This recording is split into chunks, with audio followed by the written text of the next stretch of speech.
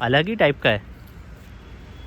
Resume तो दे दिया है मैंने, बट लोग कहते हैं ना रिज्यूम देके कि भगवान मेरी नौकरी लग जाए, सिलेक्शन हो जाए। अब मैं चाह रहा हूँ कि ना ही हो तो बेटर है। दारू चढ़ गई भाई, दारू। चलो जल्दी चलो, बारात जानी है, तैयार हो जाओ फटाफट। तो मैंने क्या करना, बारात ने जाना, दूल्हे ने थोड़ी जाना है।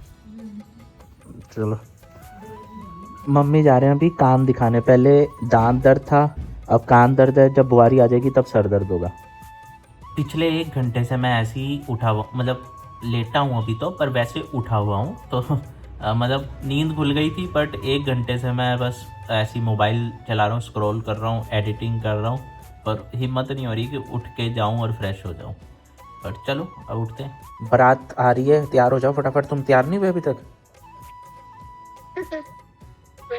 अच्छा, बारात निकलने लगी, मम्मी पापा और निकल भी गए तैयार होके। मैं भी काम कर रही हूँ, बाद में बात करूंगी, तुम थोड़ा लेट आओ। बाय। जय बद्री केदार, राधे राधे, गुड मॉर्निंग दोस्तों, welcome back to the channel. आप कैसे हो? बढ़िया बढ़िया। और मैं घर परिवार सब बढ़िया? हाँ, सब ठीक है। चलो हो गया सारा मैटर अब खत्म। हाँ यार, बहुत बहुत धन्यवाद भैया आपका। अरे कोई नहीं, बस आगे अब ध्यान रखना इन चीज़ों का। अरे बहुत ज्यादा यार, बहुत ज्यादा। तो बिल्कुल ऐसा रहेगा, कभी गलती से भी ना हो ऐसा काम। हाँ क्या करें? आप कहाँ पे हो? घर ही पे हो? हाँ, मैं घर पे ही हूँ। अच्छा। मैंने देखा था ना कि सारे पोस्ट वगैरह भी डिलीट कर दिए हैं उसने। हाँ, उन्होंने कर दिए थे यार। हाँ, ठीक। अभी मैं टिहरी साइड आया हुआ हूँ घूमने के लिए। अच्छा, कहाँ घूमना जा रहा है आज? टिहरी एक जगह है, एक भैया रहते हैं ना टिहरी गजा साइड, वहाँ एक हाँ। बोटिया फार्म है, डॉग फार्म। अच्छा अच्छा। हाँ, तो उधर ही जा रहा हूँ। मैंने कहा थोड़ा फिट हो गया तो आदमी रिलैक्स होके बढ़िया से घूम लेता है। हाँ हाँ सही है। ठीक है भैया, तब ध्यान रखना। हाँ हाँ ठीक है ठीक है। बहुत धन्यवाद आपका, मिलेंगे फिर कभी। हाँ हाँ मिलेंगे, कभी मिलेंगे। हाँ, जब आऊँगा उधर तब करूँगा। हाँ हाँ जरूर। ठीक है भैया। ठीक है, ओके। ओके, जय श्री केदार। जय श्री केदार।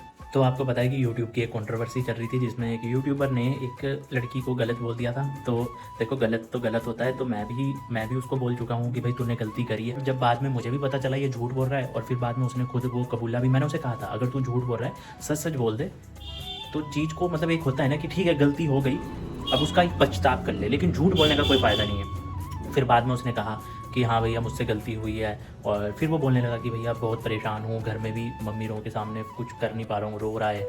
वीडियो भी डाली रोने की उसने, तो सुसाइड के थॉट आ रहे हैं। तो मैंने कहा चलो यार अब गलती हो गई है तो क्या करें, फांसी में तो लटका नहीं सकते, बट ये है कि एक इंसान को बेहतर बनाया जा सकता है।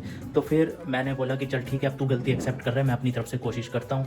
तो बहुत फिर हमने अपनी तरफ से कोशिश करी, और हमने तो कोशिश करी है कि वो इस चीज़ से बाहर निकले और अपनी लाइफ में अच्छा करे, जैसा वो कर रहा है अपनी लाइफ में, और आगे अच्छा करे। और ठीक है गलती हुई है, बहुत बड़ी गलती हुई है, ऐसा भी नहीं कि छोटी गलती थी, बहुत बड़ी गलती थी। लेकिन अब चलो ठीक है, अगर उससे किसी को सुधार मिल रहा है, और अगर वो आगे आने वाले फ्यूचर में अब इन चीज़ों के लिए सही रहेगा तो उसी की लाइफ सेट रहेगी। बट अगर गलती करेगा तो फिर वो उसी के ऊपर निर्भर करता है। गलती के भी ना अपने अपने पैमाने होते हैं। एक होता है कि हमने चलो किसी को गुस्से में बोल दिया है ना, लड़ाई में किसी को कुछ बोल दिया हमने, वो एक गलती ऐसी होती है कि लेट इट बी, चलो यार छोड़ो इसको, है ना, कि गुस्से में बोल दिया कुछ है। बट आप किसी लड़की को ऐसी चीज़ बोलोगे तो वो थोड़ा सा एक समझने वाली चीज़ होती है कि नहीं यार ये बहुत बड़ी गलती है। बट ठीक है, अगर यहाँ से इस इंसान को सुधारा जा सकता है कि फ्यूचर में ऐसी चीज़ ना करे, तो उसको हम उस तरीके से समझाएंगे कि भाई हम तेरा साथ इसलिए नहीं दे रहे हैं कि तू हम तेरे को जानते हैं कुछ है, तूने गलती की है, बट अब तू एक्सेप्ट कर रहा है, और तू फ्यूचर में ऐसी गलती दोबारा नहीं दोहराएगा, इस चीज़ का बहुत ध्यान रखेगा, इसीलिए तेरा साथ दे रहे हैं। अदरवाइज ऐसी गलती का साथ देना तो बनता ही नहीं है। तो ये चीज़ होती है एक। मेरे को भी ब्रेड पे खाना मिलता है बेबी, ठीक है? मेरी मम्मी मुझे ब्रेड पे खाना देती है। पता चलेगा, कोई बात नहीं। तुम होना ध्यान रखने के लिए, तुम ध्यान रखना मेरा, ठीक है? तुमने प्रैक्टिस कर ली किस चीज़ की? रोने की? मुझे प्रैक्टिस करने की जरूरत है। मैं समझोगे ये तो। कितनी बार पूछोगे तो बता, छुट्टी में कैसे रहूंगी? वीडियो मत बनाओ, तुम वीडियो ही बना रहे हो तो सब क्या तुम्हारा? तो बहुत शातिर। आपके तो 1 फरवरी से एग्जाम है, फिर आप मौसी की शादी में नहीं आओगे? छुट्टी मार लूंगी। फिर वो फेल कर देंगे, 1 साल पीछे हो जाओगे। अच्छा, बाद में भी दे सकते हो?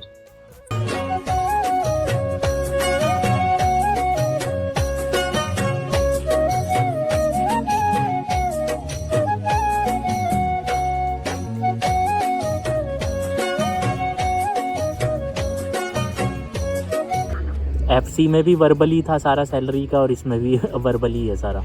शिल्पा का तो लेटर मिला था ना तुम्हें? हाँ जी, उसका तो लेटर हेड सैलरी वगैरह सब वो अकाउंट में ही आती थी। एक्सपेंस बीच में ही है कि एक्सपेंस अलग है? एक्सपेंस अलग है।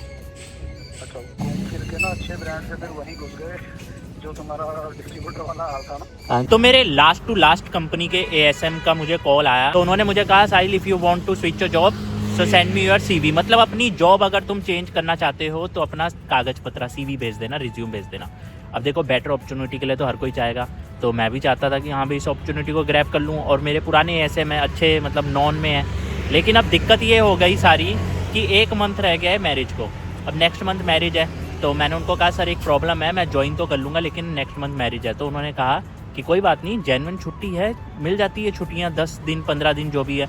लेकिन इशू अब एक ये आ रहा है कि चलो ठीक है, मैरिज के लिए तो छुट्टी दे देंगे 10-15 दिन के लिए, लेकिन उसके बाद अब नई नई शादी हुई है, कहीं जाना है, कुछ है, बीच में फिर छुट्टी चाहिए, तो फिर वो बोलेंगे अरे यार अभी तो तुम 10-15 दिन की छुट्टी करके आए हो। तो फिर नई नई जॉब में थोड़ा सा दिक्कत हो जाती है सेटलमेंट और सब चीज़ में। तो फिर मैंने कहा सर क्या करें। अब उन्होंने कहा एक बार रिज्यूम तो भेजो तुम। फिर मैंने कहा चलो रिज्यूम तो भेज दिया है, बाकी देखते हैं क्या होता है। अंकल इसका नाम क्या होता है, कौन सा वाला होता है ये? स्नोकी, अलग ही टाइप का है। और फिर मेरे पास 2 गाने और 2 फिल्म के भी प्रोजेक्ट हैं, उनकी डेट्स नहीं पता। अभी एक डेट तो पता लग गई है, एक गाना मेरा 13-14 फरवरी को शूट होगा, तो 13-14 फरवरी को मैं गाना शूट करके देन उसके बाद मैं सीधा गाँव चले जाऊँगा। तो उनके लिए भी फिर मेरे को छुट्टी चाहिए होगी अलग से, तो वहाँ पे भी फंस सकता हूँ। रिज्यूम तो दे दिया है मैंने, बट लोग कहते हैं ना रिज्यूम देके कि भगवान मेरी नौकरी लग जाए, सिलेक्शन हो जाए। अब मैं चाह रहा हूँ कि ना ही हो तो बेटर है, क्योंकि मैं चाह रहा हूँ कि जब मैं आ जाऊँगा उसके बाद होगा फाइनलाइज, फिर सही है। लेकिन एक समस्या ये भी होती है कि जब हमें बेटर अपॉर्चुनिटी चाहिए होती है उस टाइम पे नहीं मिलती है, और जब मिलती है तब हम खुद फंस जाते हैं। ऐसा मेरे साथ बहुत बार होता है, और फिर मेरे को वो मिस करने पड़ते हैं चांसेस। क्योंकि देखो, फिल्म, गाने शूट और इन सब के साथ में जॉब करना बहुत ही टफ काम है, तो आप एक जगह में सेटल नहीं हो सकते हो, और फिर आपको अपॉर्चुनिटीज़ के लिए चेंज भी करना पड़ता है, और कई बार छोड़ना भी पड़ता है। अगर फिल्म का शूट है या किसी का भी शूट है, वो हमारी नीड है, तभी हम आगे जा सकेंगे।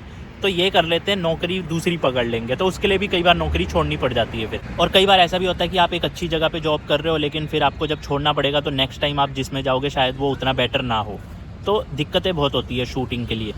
ज़्यादा रोना मत, विदाई है तुम्हारी, है, ज़्यादा मत रोना, ठीक है? चलो ओके ओके।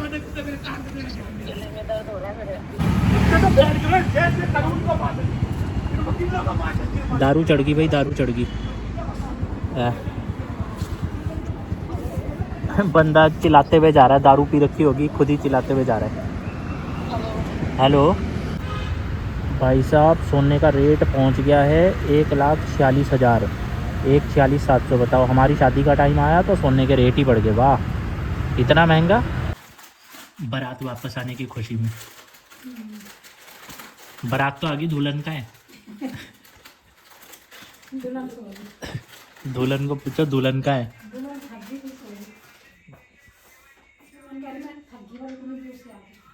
मैंने मम्मी को कहा, मैंने कहा बारात आ गई, दुल्हन का है। कह रहे हो थक गई, सो रखी है। Like, comment, share, thank you. लो मैंने बोल